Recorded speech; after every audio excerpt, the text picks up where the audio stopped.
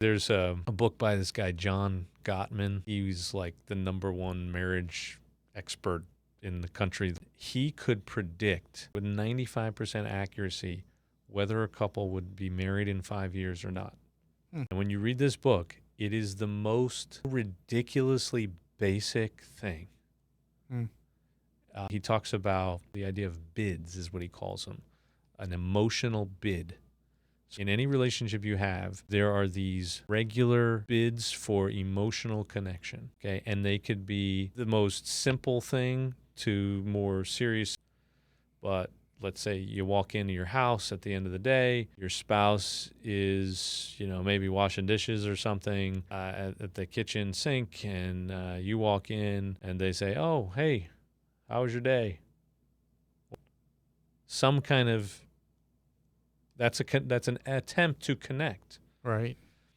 And you can respond in 3 different ways. You can turn towards them, which is like, "Oh, it was good. How was yours?" So that's positive. That's good.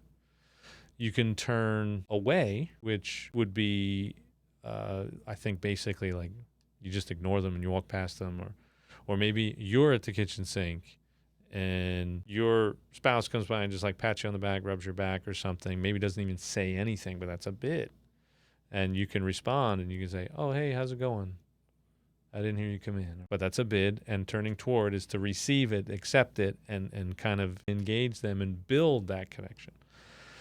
You can turn away, where you just sort of ignore them, basically, like don't say anything, don't respond. But then you can turn against them, which would be like, "Shut up." Like, "Who asked you? What do you care?" Right? That's combative. Mm-hmm. It is, in a way, actually interacting. And the fascinating thing is the couples that were most likely to be successful were obviously the ones that had a higher percentage of turning towards, which obviously makes sense. Turning towards them, engaging them. But then when you look at turning away and turning against, they both tended to be bad for the relationship. But turning away, sort of the ignoring, kind of no interaction, that ended things far more quickly than actually being combative. Like if you're fighting, at least you have something to fight about. Mm-hmm. The honeymooners. Yeah, fighting is better than nothing. It really is. Not that it's good, I'm not recommending it, but at least there's something there. If you're with someone who won't even fight with you,